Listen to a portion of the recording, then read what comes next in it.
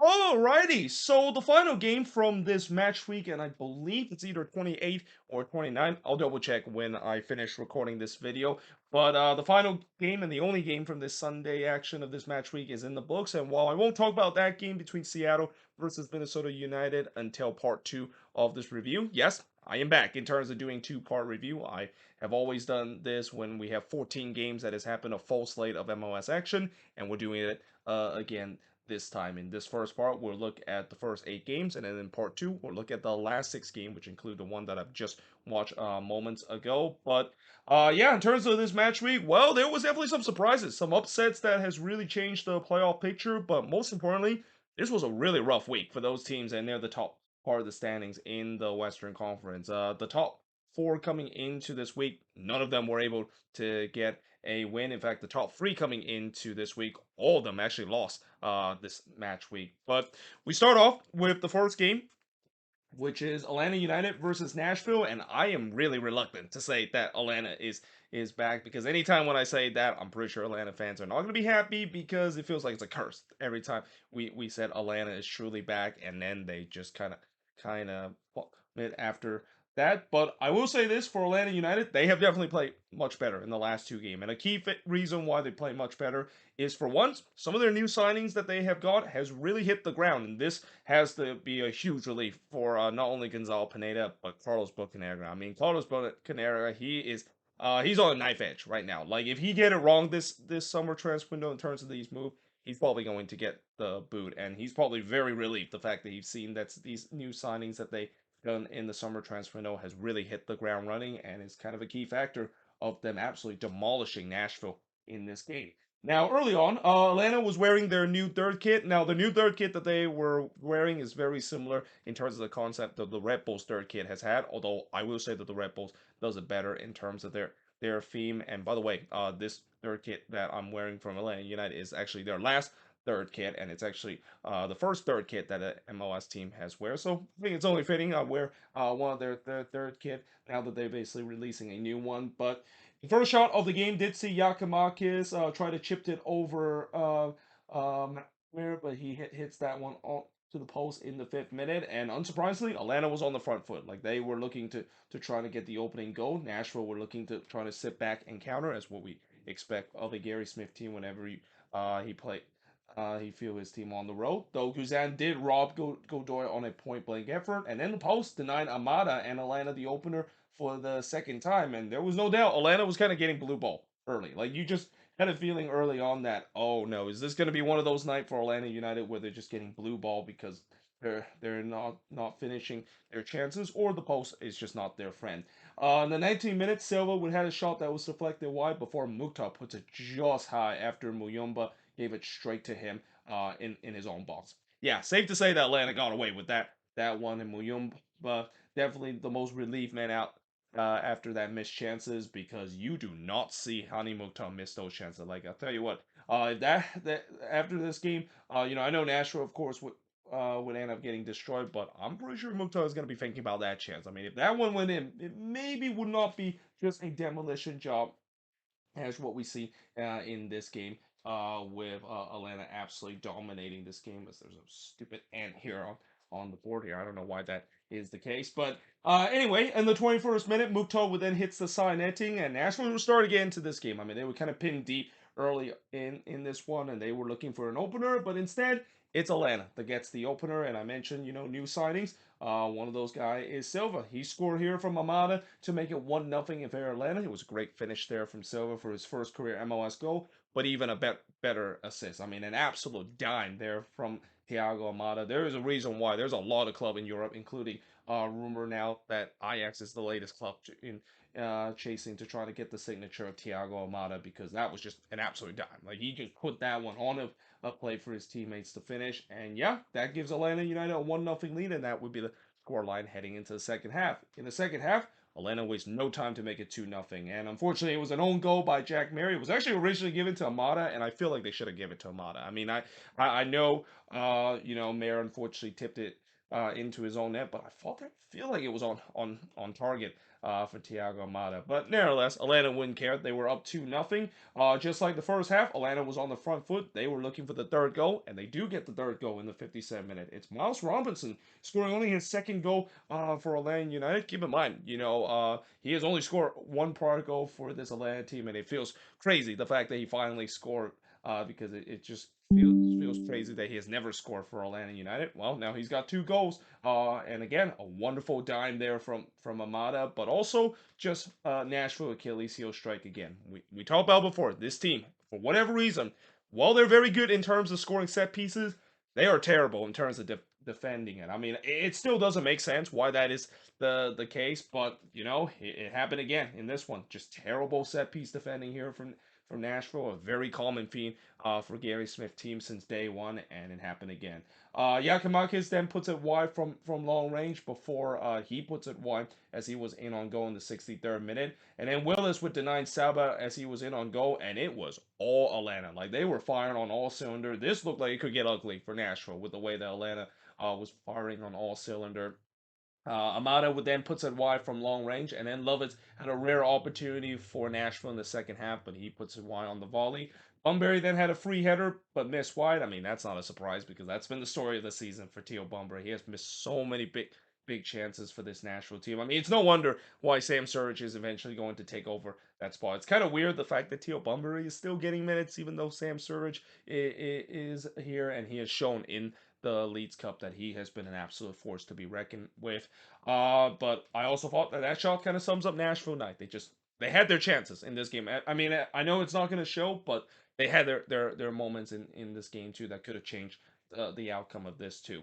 Mukhtar then heads it wide from close range. Again, not a good night for Hani Mukhtar. Looked like the Hani Mukhtar that we saw before Leeds Cup, where he was really struggling. And then in the 87th minute, how about Saba getting his first career MLS goal? I'm not going to even attempt trying to say his last name. I mean, eventually I will get it right, but I think it's safe to say that we should just call him by his first name. I mean, it's much easier to say Saba instead of Lojevit, or whatever how they pronounce his last name. But yeah, that made it 4-0. That was his first career MLS goal. And then Hernandez looked to make it 5, but he puts it right to Villas. And yeah, in the end, a dominant performance by Atlanta United as they won 4-0 against their rival in the West in Nashville SC. Shots in this one, 20 shots for the 13 that Nashville has, 11 shots for the just 1 that Nashville has, 9 shots off target for the 4 that Atlanta has, 5 shots that was blocked for the 3 that Nashville has, and possession-wise, 51% possession compared to 49% possession that Nashville has. And again,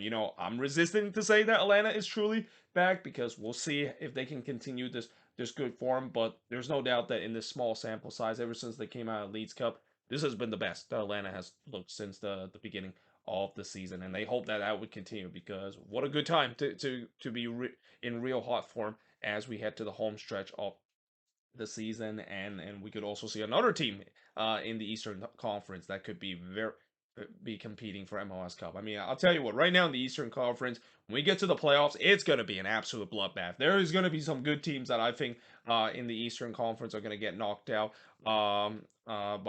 by another good team. Whereas in the Western Conference right now, as I mentioned, so far in the Western Conference, it is still a big mystery of who is going to be the team that is the favorites because the West is just unpredictable. Like there's literally nobody in the Western Conference has been consistent whatsoever, and like I said, it's shown with the way that this week all top 3 of those Western Conference team lost this week, and one of those team was LAFC.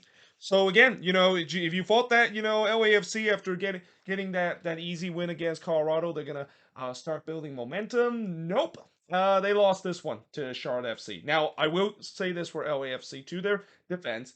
This is on a 3-day rest. And when you have only 3 days to prepare for a game and you have to travel across the other side of the country, and I said this before, it is incredibly difficult no matter what quality of team that you had. And it definitely shown in this game that LAFC was up against a Charlotte team that was much fresher coming into this one. Though early on, Deja Garrett would puts it right to McCarthy in the 3rd minute before Westwood would puts it high from close range. Actually, Westwood was very active on the attack in this one, which is kind of odd because you don't usually see your center half to be the guy that would be active on the attacking end. Though there was no doubt Charlotte was on the front foot. They were looking for the opener goal. Bawanga did thought that he scored the opening goal, but the goal, of course, was disallowed for offside, and rightfully so. I mean, Bawanga was a half step offside, and then he hits it right to Kalina, and this is where LAFC started to woke up, and this is where it could be bad news for Charlotte because again, this is an LAFC team that has a knack in terms of getting off to a slow start, but once they're clicking, then yeah, this could be dangerous. But instead, in the 29th minute, Charlotte does get the opening goal, and like I said, Ashley Westwood, he was very active on the attacking end, and he scored here to score his first career MLS goal to make it 1-0 in favor of Charlotte FC. And then De did try to make it 2-0, but he hits it wide there in the 41st minute, and we had to halftime with Charlotte leading 1-0. In the second half, Kalina would deny Bogush from close range before Joan hits it right to McCarthy. Tillman then hits one right to Kalina, not McCarthy there. I don't know why I wrote that. But the post would then deny Lindsay from close. And again, both of these teams, they were getting some good opportunity, some prime chance opportunity to get that next goal. But you just also feel like, that last chance I mentioned, the post denying Lindsay, is that going to come back to haunt Charlotte? The answer is yes, because in the 67th minute, Mario Gonzalez would score his first career MLS goal from Bawanga, and it came off of, guess what? A lightning counterattack from LAFC. That's what is one of the things that LAFC has been really good at this season. They have the ability to hit quickly on the transitional play, and they caught Charlotte napping in terms of it. Though that being said, to Charlotte credit, they retake the lead just 8 minutes later, as Scott Arfield would score his first career MLS goal, or at least I think this is his first career MLS goal. I think he actually scored one before, but for now, I think it is his first career MLS goal. I mean, this week definitely it was the week that if you want to score your first career MLS goal, this week is the week to do so. But yeah, that made it 2-1 in favor of Charlotte. Schwadetsky then hits it just wide from the corner, and then Oliveira would hit one right to Kalina after just a terrible giveaway from Charlotte, and you just feel like it was butt clenching time for those Charlotte fans inside Bank of America Stadium like that.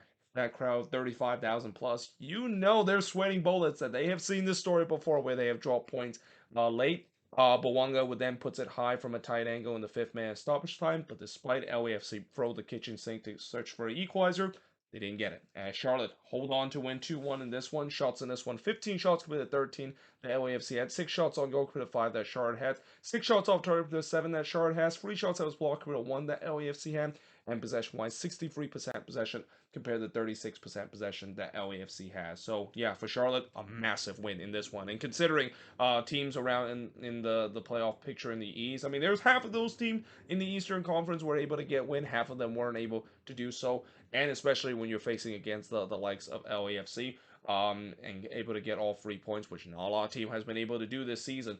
That is definitely a good win. But for LAFC, it's kind of back to the drawing boards. I mean, again, this is just another example of there's really just no consistency in terms of the Western Conference. There really isn't a team that you thought, oh, they're going to be challenging the West, and then they falter in the next game. Though, as I said, this is a game I thought it was kind of going to be a miracle. The fact that they were able to get a draw out of it, consider on a short rest, have to go across the other side of the country. That is not going to be easy for Steve Toronto team to get 3 points coming out of this game. But that being said, moving on in terms of the next match is Cincinnati and NYCFC. So for those that thought that maybe Cincinnati was in trouble after that Hell is Real derby and that they haven't really played relatively well in the past couple of games, even going back to the Leeds Cup tournament. Yeah, Cincinnati reminds you that they are actually a really good team, and I think after the U.S. Open Cup loss, I mean, if you thought that they were gonna have a bit of a let off and they felt sorry from themselves, oh no. Instead, they took that loss personally, and they took it personally on NYCFC in this one. In fact, it didn't take long for them to score the opening goal, as Bopenza would score just 5 minutes into this game to make it 1-0 in favor of Cincinnati. Cincinnati, they mentioned, is 13-4-0 when they score the first goal. So yeah, when Cincinnati score the first goal, they're not going to lose. And most time or not, they're going to win the game too. Vasquez then looked for a second goal, but he hits it right to Barraza. The shots were only to 2 through 30 minutes. So despite the strong start from Cincinnati, there wasn't really much chances, and a lot of that has to do with the fact that NYCFC started to dominate possession, but that's kind of played right into hands of Pat Nolan, knowing the fact that this team can have all the possession they have, but this season for NYCFC they just haven't really done anything with the possession and have been looking toothless most time on the attack despite having those possession.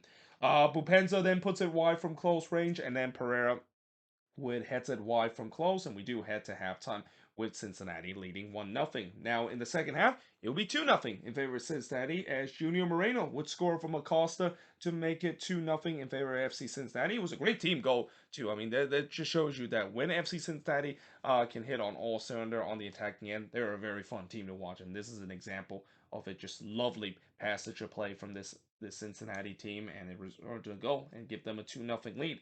Bakar then looked to respond instantly, but Sanatano just got there in time as he came off his lines to heads it out. And that was important because in the 56th minute, Nick Hagland would get on the score sheet as he scored here to make it 3-0 from Lucho Acosta across from the corner. But really, that was just phantom defending from NYCFC on the set piece. Like, Hagland completely left on mark in the box. Like, you cannot not do that and expect to get away with not conceding, especially when you're facing against Cincinnati. So yeah, that made it 3-0 in favor of the host. Parks did hit one right to Sautano, and I thought NYCFC, no doubt they started to get back into this game and dictate the game once again. But how much does that due to the fact that Cincinnati has put their foot off the gas? I mean, they were started to really put it into fourth and fifth gear, knowing the fact that the win is well and truly in their hands. Though Santos did try to make it 4-0, but his shot was deflected wide in the 88th minute. And yeah, in the end, Cincinnati, they were able to win 3-0 against NYCFC. Keep in mind, notice I didn't really write too much notes near the end of this game because, with this game kind of being well, like, truly done, and looking at the other game that was going on, yeah, you knew that I wasn't going to pay too much attention to games that is already truly done when there was like at the time of the 7:30 p.m. Eastern, 4:30 p.m. Pacific start, there was like 8 games that is at the same time. In fact, all the games I'm going to talk about in part 1 is starting at 7:30 p.m. Eastern, 4:30 p.m. Pacific. There's a lot of Eastern Conference game, a lot of East Coast game this match week. Though the shots in this one, 12 shots committed, 11 that NYCFC had, 4 shots on goal for the 6 that Cincinnati has, 5 shots off target to compare the 2 that Cincinnati has, 2 shots out of block for the 4 that Cincinnati has, and possession-wise, 56% possession compared to 44% possession that Cincinnati has. And I think it's safe to say that, for NYCFC, unless if they do figure this out on the attacking end, they're done. I mean, I think they are truly done. They just look nothing like the team that we've seen in the past couple of years. And despite their best effort to try to do so during this transfer window, it still hasn't worked out. I mean, the attack is still just completely stale, and then on the defensive end, also been poor so far in this game too. But that being said, moving on in the next match, speaking of a team that is done, is Columbus and Toronto. So I will say that this game probably would have been more if Columbus wasn't so wasteful in terms of some of their chances. But the good news for Columbus is that they still were able to close this game out and grab a comfortable 2-0 win. The first shot of the game did see Sapon miss wide from close before Cucho would miss wide from close range. So yeah, TFC almost got themselves an early goal, but then it was a quick reminder that this is probably going to dominate this game and going to be the protagonist in this one. Ramirez then had a shot that was denied by Romero, and that came off a bad turnover from Toronto, which I don't think that's a surprise because that's been a common theme for a TFC this season. Then in the 26th minute, Cucho would puts it wide on the header. The pressure was definitely mounting oops, I don't know why I wrote NYCFC there. See what happened when I wrote these notes relatively fast. I did write this relatively fast, so I definitely made some mistake there. But I meant Columbus was definitely getting some big opportunity to get that opening goal, and eventually the pressure paid off. As in the 21st minute, Diego Rossi would score his first goal for Columbus here to make it 1-0 in favor of Crew. I mean, it has to be Diego Rossi. He's going to be a big impact player for this Crew team on the attack. Though Insigne did try to respond, and he almost did. If it wasn't for the post getting in the way there in the 25th minute, again, when you're a bad team, you're just not going to get those luck that you want to do when you face against a good team like Columbus. Ramirez then hits it wide from close before he hits it wide from the corner. Ramirez another good game in this one. Very unfortunate not to score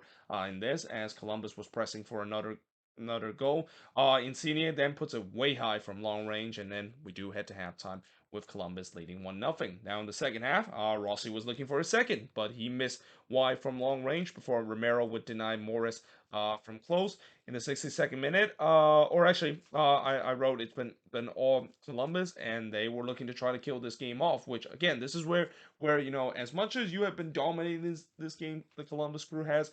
You're still only 1-0, and we've seen it before where it doesn't take much for the opposition to somehow find a lucky break or a lucky bounce, and next thing you know, it's 1-1.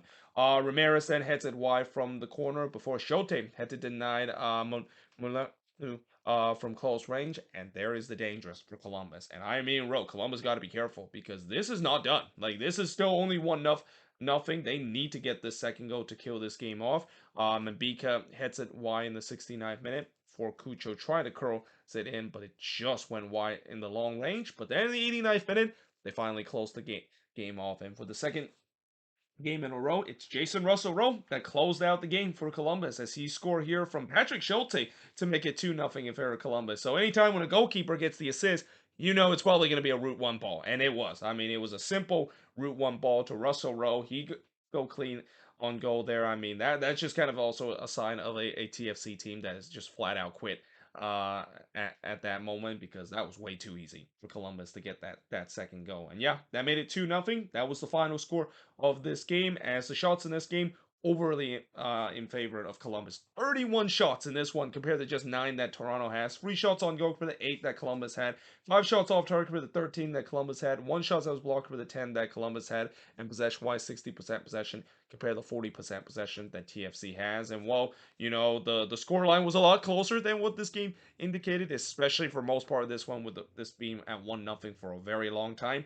Columbus absolutely dominated this game, and I think that's kind of expected. Like, usually we don't see an MLS game that goes according to the script, and especially as I mentioned in some of these games, there were definitely some surprises in some games that gone not according to the script. This was not one of them. I mean, Columbus really dominating this game against the TFC side that is clearly in see you next season mode. With that being said, I am now going to switch boards and look at the last 4 games as part number 1 of this review. So speaking of games that have gone according to the script is DC and the Philadelphia Union. So throughout the year, the Union has absolutely dominated DC United in terms of these last couple of game series. I mean, DC, I'm pretty sure it is an absolute nightmare that every time when they have a season, they see the fixture. Oh, they're playing against the Philadelphia Union. It's probably going to be an automatic L, and they're going to get absolutely blown out. And while in this one, the scoreline definitely wasn't as a blowout game as what many people thought it was going to be. When you look at how the game went on, I mean, this could have easily been a blowout, especially after what happened in the first half, because not even 4 minutes into this game, the Union gets the lead. It's Michael Roux. He scored from Carranza to make it 1-0 in favor of the Union. It came off with a terrible giveaway for DC in their own half. So yeah, when you're against a team that you don't have a good history against, last thing you need to do is just give the ball away and concede the early goal. And the last thing you also want to do is give up a second goal in a quick succession. As in the 12th minute,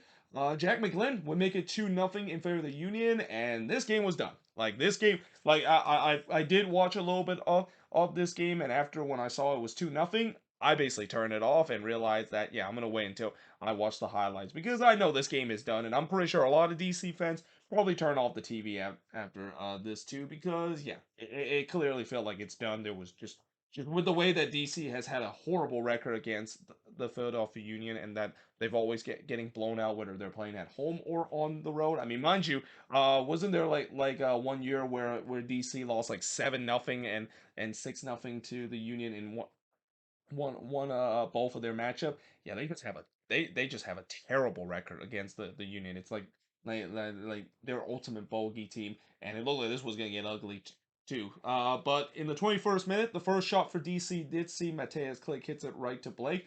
before Miller would deny Bueno from close range, and then a penalty was given to the Union after Miller brought down Carranza in the box, which Gastek steps up to take the penalty. He's not going to miss a penalty, and he doesn't. He converts it to make it 3-0 in favor of the Union, and that was all for Tyler Miller. I mean, in the second half, you know how in hockey, usually when a goalie is not doing well and he's conceded a couple of bad goals, he eventually is going to get yanked by a second choice goalkeeper. Now, we don't usually see that happen in soccer, but it definitely happened in this one. I mean, that was all for Tyler Miller in the second half, as Wayne really clearly had enough of him. He was subbed off in this one. It was clearly not because of injuries. It was of him getting benched, and Bono was coming into this one. And I wonder, is that maybe the last we're going to see Tyler Miller in a DC shirt? I mean, I still cannot believe Tyler Miller was an MLS All-Star. I mean, you talk about some of the worst MLS All-Star selection. I think Tyler Miller is going to go down as one of them, and it's sad too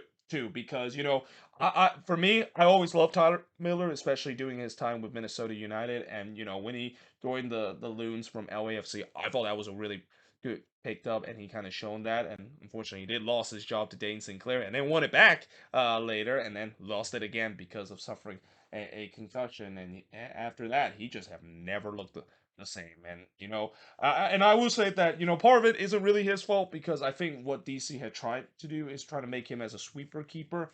He's not a sweeper keeper. I mean, he is not even close of being a sweeper keeper. I guess they tried to do that with Minnesota. I remember there was that one game when Miller, of course, came in against RSL, and I attended this game at what it was still called Rio Tinto Stadium. I remember how he was kind of acting like a sweeper keeper, and that was very odd to see, because Tyler Miller is not a sweeper keeper. I don't know why Minnesota decided to do that to him, and it feels like DC is taking that experiment to a maximum, to a point where it's clearly has damaged his confidence. And again, it's sad to see how big of a decline he's been considered of his days with Minnesota, and even doing his time with LAFC too. But in the second half, or yeah, after I said Miller was subbed off or being benched by Bono, in the 49th minute, Blake would rob Benteke from a point blank effort, but that was not the end of the story, because there was a scramble in the box, which Benteke gets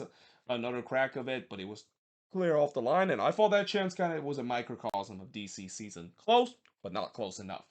In the 59th minute, Bono would deny Bueno from close, and then Carranza was in on goal there, but he missed wide as the flag went up. He's probably relieved the flag went up there, because that was a terrible miss there from Rudy and Carranza. He's had some of these moments, which it's gotta frustrate Union fans. It kind of reminds a certain guy called Casper Shabilko that maybe Union fans do not want to remember, and they're glad that he's with the Fire. Although Fire fans probably don't want to hear that name because of how bad he's been with their team. But in the 82nd minute, Fajardo thought he scored his first goal for DC, but the goal was disallowed for offside.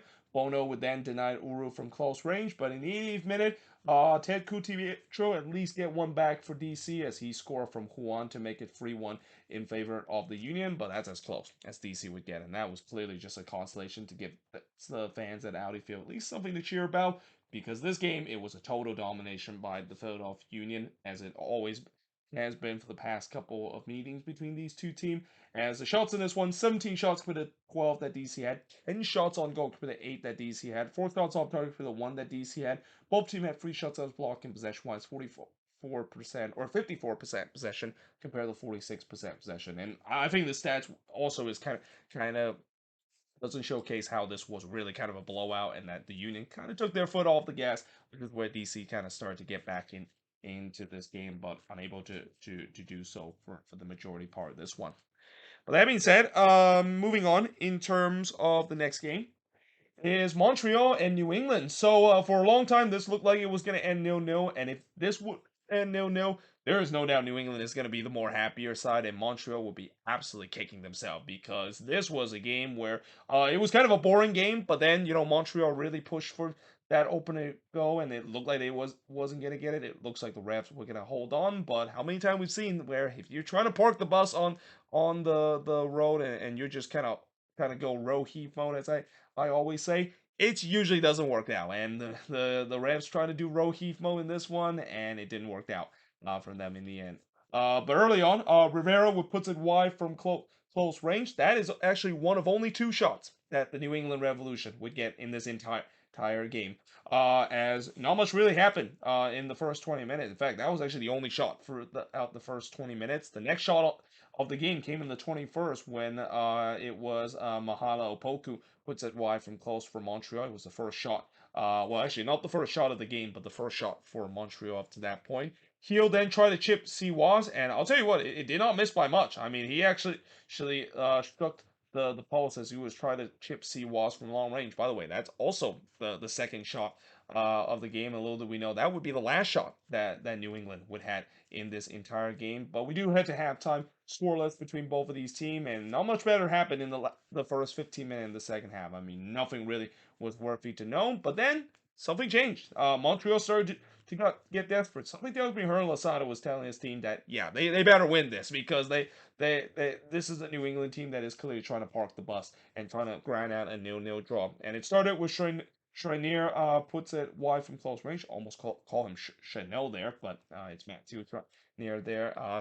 Chanel plays for NYCFC. Shrinier, of course, played for Montreal and having a great season this year for this Montreal side. But in the 73rd minute, Corvo would have a long range shot that goes just high, and there was no doubt the momentum was with Montreal. Like they were pressing for the opener. New England, as I mentioned, they were parking the bus. They were praying for a 0-0 draw. Ibrahim then hits one right to Edwards Jr. before Opoku would blast it high in the near post. Then he puts it into the side netting, which some of the fans inside Stade Saputo thought that one went in. And again, it's just unrelenting pressure for Montreal. They were pounding on the door, but you just wonder, is this going to be one of those nights for Montreal that where they can't find their finishing, and is New England going to able to hold on and successfully park the bus? The answer is no, because in the 86th minute, Montreal finally got that deserved opener, and it comes from an unlikely source. It's George Campbell scoring his first MLS goal for Montreal here from Lapinainen to make it 1-0 in favor of Montreal, and that's all Montreal need to get important 3 points in this one. As the shots in this one, 12 shots compared to just 2 that New England has. Again, the only 2 shots was the Rivera shot and Heel trying to chip the goalkeeper, which I think that almost worked out. But unfortunately, the Post had other ideas, and it's quite hard to believe that New England's having 2 shots in this one. They probably had one of the best chances of this game. 3 shots on goal compared to none that New England has. Remember, hitting the post does not count as a shot on goal. 2 shots off target for the 5 that Montreal has. 4 shots that was blocked compared to none that New England has. And possession-wise, 50% for both of these teams. And again, for Montreal, they're probably fortunate that they eventually does get the 3 points because they will be kicking themselves. The fact that they were by far the better team in this one, and they dropped points, especially at home too, which is a place that they're going to determine to continue to win these home games, and that's going to be a way for them to make the playoffs. And I think they will. I mean, I think if they keep winning these home games, it should be enough to get them in the playoffs. But for New England, coming into this game, obviously it was pretty clear that they were punting this game away. I mean, there wasn't really a lost start. They're battling so many injuries right now, and not to mention, obviously, the uncertainty with Bruce Arena and the whole allegation that is going on.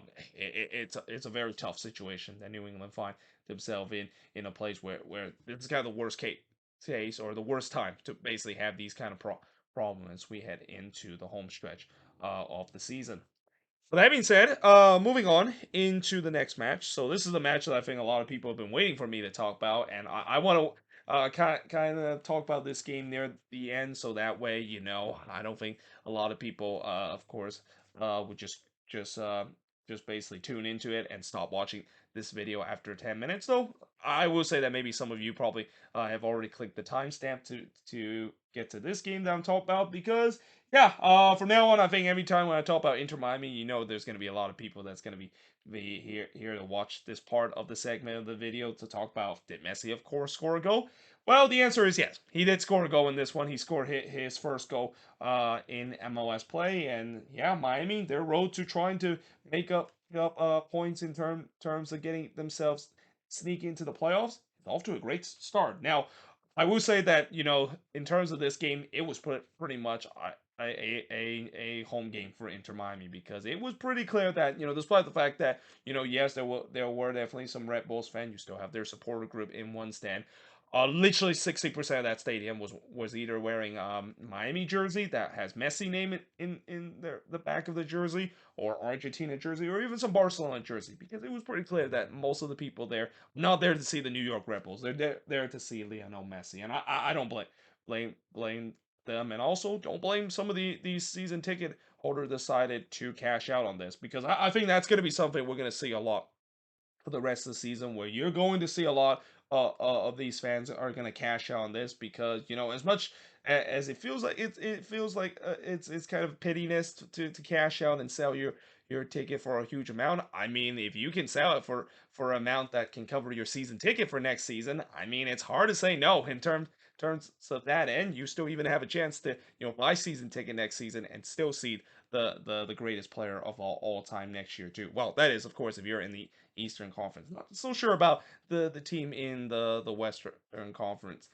That is, but in the first half, probably as I mentioned, the fullest that Red Bull Arena have seen in years, and this included in the playoffs. Like in the playoffs, when the Red Bulls have hosted a playoff game just a couple of years ago, it was half empty, that stadium too. So yeah, it was great to see Red Bull Arena being full, but it's also there's a reason why it was being full for the first time in years. The Red Bulls, of course, they were wearing their third kit too. Again, this third kit that they have, I like this one better than the one that Atlanta has, despite both of them going with the same concept. And Messi and Busquets did not start in this game. So again, this is also one of the thing that I've heard about, how and Tata Martino brought this up to the fact that, yes, as much as I know a lot of people have paid a lot of money to attend these games to see Messi play, he needs rest, and I do agree with that, because at the end of the day, Messi didn't come to MLS just to be like a showman. Like, he did not come to MLS just to go on a tour to play every single game and kind of impress. He's there to compete, and it's been shown in his short time with Miami that his competitive edge is through the roof. He really want to get this team to not only win some trophies, which they already have done, but also make it to the playoffs. Though that being said, when you're at your fullest, fatigue is going to be an issue. And you saw in the last game against Cincinnati, you see how tired Messi was starting to get, and that there was no doubt Tata Martino had no choice. He had to rotate his squad, because the last thing you want is to run your superstar player to the ground to a point where, yeah, you might need him, especially doing these crucial game down the stretch. And only mention the U.S. Open Cup final that's going to happen next month. Though early on, Gomez did puts it wide from close range as Miami was on the front foot and looked for the opener. And I think after this game, it's also clear to say that for those that still think that Inter Miami is only good because Messi, Busquets, and Alba and all these players are carrying this Miami team, no. It's pretty clear that this Miami team, even without Messi, this team is playing in good form, because yes, Messi has definitely provided a new life to this Miami team, but it's just the confident level. I mean, we talk about many times, when you're confident, it doesn't matter who is on the pitch, and when you're confident and you're on a good run, it's infectious in terms of getting to all the players. And right now, you can clearly see, even without Messi on this pitch, these players for Miami, they are playing out of their mind and playing with all kinds of confidence. But in the 27th minute, Faris did puts it wide from close range before Fernandez had a sitter, but he whipped on that one. And I just had a feeling that one was going to come back to haunt the Red Bulls, because when you're facing against this Miami team, even without Messi, you have to take your chances, because if you don't, it's going to come back to haunt you. I didn't think it was going to haunt them just 2 minutes later after I wrote that, because Gomez would score from Allen here to make it 1-0 in favor of Inter Miami. Red Bull Arena definitely erupted, which just shows you how many Miami fans was in the crowd, or should I say, Miami fans since July of 2023 that was in the crowd in this one. Though in the 41st minute, Campana would hit it straight to Cornell, and Miami has all the momentum. They were looking to try to get another. Though in the 44th minute, it looked like it was a penalty for the Red Bulls, after originally it looked like Alves handballed that one.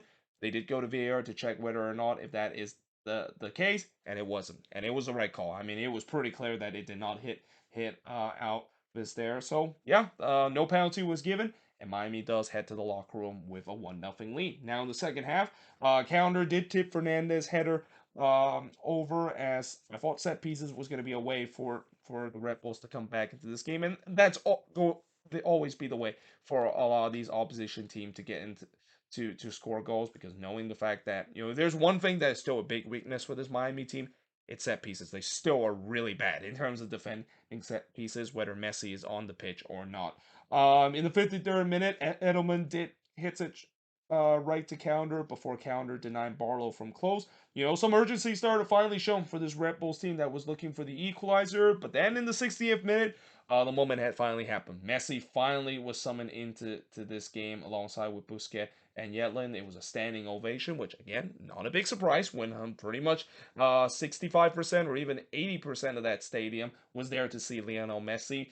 Luquinhas then puts it wide from close in the 63rd minute, but really as the time winds down, I thought the Red Bulls, despite continue to push for the equalizer, they started to stagnate on the attack, which again, it just sums up this season. This team has had a lot of problem in terms of scoring goals. And then in the 89th minute, Messi basically called game, and he basically gave what the fans came here and paid their hard money for, because he would score here from Kamaski to make it 1-0 in favor of Inter Miami, and it was just a world class build up here from this Inter Miami team. I mean, this is not the first time we have said this before, where Messi can definitely make a moment of magic. I mean, this all started, I think it was with Jordi Alba with a ridiculous kind of touches to play it to Messi. And then, despite the fact that it was four defender near Messi face, the fact that he has the vision to play that one to Kamaski, that just shows you why he's the greatest player all time. And then, of course, Kamaski, another player that has just been completely rejuvenated ever since Messi arrival, coolly plays it back to Messi, and Messi had an empty net to shoot, because all those Red Bulls players are probably stunned the fact that Messi made that incredible pass to get through, that they forgot about the greatest player of all time in the box. And yeah, that pretty much was lights out at Red Bull Arena.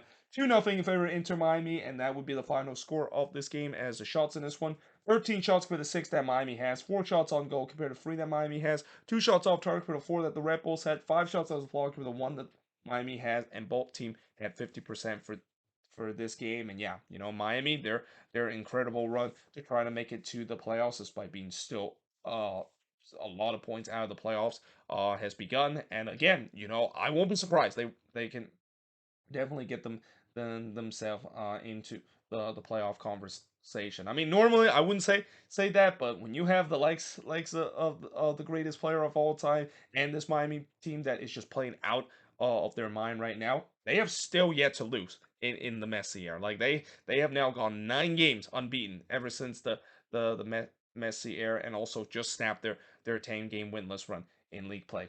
I do believe that this team definitely have enough to make it to the playoffs. And once they get to the playoffs, oh boy, this is where, if you're an Eastern Conference team, I mean, I talk about the East this season, it's very, very competitive and it's going to be a bloodbath. But I'm pretty sure Miami and Messi is going to walk into that bloodbath, and they're just they don't care. Like they're gonna beat some opponents, cause some upset, and just cause absolute chaos in the Eastern Conference, and almost kind of a movie script that a lot of people are either getting hated, or the fact that it feels like it deserve a big rewind and a magical moment. I mean, I'm not kidding to say that I think if this Inter Miami team make it to the playoffs, this is bad news for every single Eastern Conference team, and that includes even the best Eastern Conference team and the best team in the league in FC Cincinnati. Because didn't this team just beat FC Cincinnati in a PK show in the U.S. Open Cup a couple of days ago?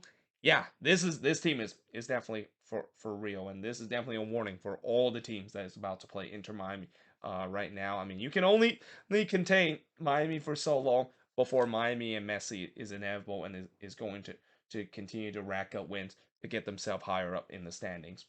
With that being said, moving on in the next match is Orlando and St. Louis. So this game was very controversial, because there was 2 very controversial moments that I'll get to this game. But ultimately, I think Orlando City deserved the win in this one. So early on, Jackson did puts it high from long range before Leuven puts it wide off the free kick, as I thought it was a promising start for St. Louis, looking for an early goal. Though the first shot for Orlando did see Araujo, or Arujo, depending on how you pronounce it. He heads it wide from the corner, or actually it's Araujo, not Araujo that it is because he's not Brazilian. Again, it's always fun to have that conversation. Is it Cesar Araujo or Cesar Araujo? But anyway, in the 31st minute, Pereira would puts it just wide on the doorstep of the goal, and then Berkey would deny Maguire just on the stroke of halftime, as Orlando definitely had the momentum heading into halftime. But we remained scoreless heading into the second half. It did not stay scoreless for long because in the 47th minute, Facu Torres would score. He scored from Forensen to make it 1-0 in favor of Orlando. Leuven did try to respond on in the 57th minute, but he puts it right to Galese, and then really not much happened for a long period of the second half, which I thought that favored Orlando trying to kill this game off. Leuven then puts it just wide from the free kick in the 73rd minute, and then in the 77th minute, Joe Klaus finally made his return for the St. Louis side. I mean, it's crazy the fact that back in the early part of the season when Joe Klaus went down with injury, I didn't think he was going to be out for almost half of the season. But it's got to be great news that the fact that St. Louis, of course, have finally got their star-studded strikers, and they hope that he's going to be like the player he was in the beginning of the season. Because again, too many times we have seen the in MLS and really in the world of soccer in general that players just never look like the same after they suffer a long spell of injury problem. And let's just hope that at least for St. Louis case, Joe Klaus would find his good form that he had in the beginning of the season. But that being said, in the 79th minute, St. Louis would tie the game up. It's Rasmus Alm that ties the game up for St. Louis. But this is where we get to the controversy because originally this goal was disallowed because the cross that was coming here from Marrakech, and I forgot to add Marrakech as an assist here, but they said that he when he crossed that ball into the box, ball was already out of play, and they did go to VAR to check whether or not if that is the case, and in the end they overturned it. And I'll tell you what, I was a little surprised they overturned it because when you look on the replay, it is really tough to tell whether or not if it actually did go out of play or not. And I think this moment really reminds me of one of the World Cup game. Remember in one of the game where I forgot I think it's Japan they were playing against oh god I forgot who were they playing against, but they had a goal that was counted despite the fact that when you look at our replay, it definitely looked like that ball actually went out of play. And that moment really kind of came into mind when I saw this because it was the exact same play. It looked like it definitely went out of play, and that it definitely didn't look conclusive for them to overturn, but they did overturn that call. And yeah, in some ways, St. Louis maybe got gifted with an equalizer. Though that being said, the old saying, VAR are given, VAR taken, and that couldn't be the case for Marrakesh there because after he got the benefit of the doubt of VAR, he get the karma of VAR in the 87th minute as VAR deemed that he handballed it in the box in the 87th minute, and a penalty was given to Orlando. Again, that it feels harsh too because that one was going to hit his face. I mean, I get it. You can say that a player needs to be brave and he needs to take that into his head, but at the same time, your natural reaction is trying to block that shot with your hand, despite how especially with the way how fast that ball was shooting. And I think that was just a natural instinct, and it's unfortunate that it was giving as a handball and penalty for Orlando, which Orlando took full advantage of it as Facu Torres would score on the spot here to make it 2-1 in favor of Orlando. But we're not done yet because, again, it's not an Orlando City game if it wasn't for some cardiac cats and some crazy thing that happened because the post would deny Vasilev in the box in the 4th minute of stoppage time. So Indy Vasilev trying to channel what he did with Inter Miami. I mean, he used to be a guy that has been what I call as the closer in terms of scoring some great late goals to give Miami either the equalizer late or get themselves the win, and he almost did it here for St. Louis. But that being said, in the 10-minute stoppage time, Nowinski did have to commit a denial of goal score opportunity foul. I mean, yeah, if he didn't do that, that was going to be 3-1 for Orlando, but that really didn't matter in the end because, after the free kick was taken, Orlando basically just kind of played it short, let the clock run out, and yeah, in the end, Orlando, they won 2-1 in this one. Shots in this one, 11 shots compared to 10 that St. Louis had, 2 shots on goal for the 4 that Orlando City has. Both teams had 3 shots off target, 4 shots that was blocked for the one that St. Louis had, and possession-wise, 57% possession compared to 43% possession that St. Louis had. And well, both teams will feel like they got hard done by a referee decision. I mean, both of those referee decision, I feel like both teams kind of got hard done. So I guess maybe it even out in the end, because of it. But no doubt Orlando deserved to get the win in this one. And again, for St. Louis, just as you thought that maybe after that big win that they had coming back into late play against Austin, yeah, in this game they did not show up in this one. And again, just once again shows you the unpredictability in the Western Conference. Nobody is consistent in the Western Conference. I haven't seen this season there's been like one team that's been consistent in the Western Conference. Maybe Real Salt Lake is one that I can come up to my mind that at least they have been consistent at one part, which is why I said they were a dark horse. And then, as I'll talk about in part two, look what happened to RSL now and how they all of a sudden look like the team from the first part of the first third of the season, an RSL team that the reason why even with that great run that they had, they're not at the top of the standings is because they dug themselves the hole. And as I'll talk about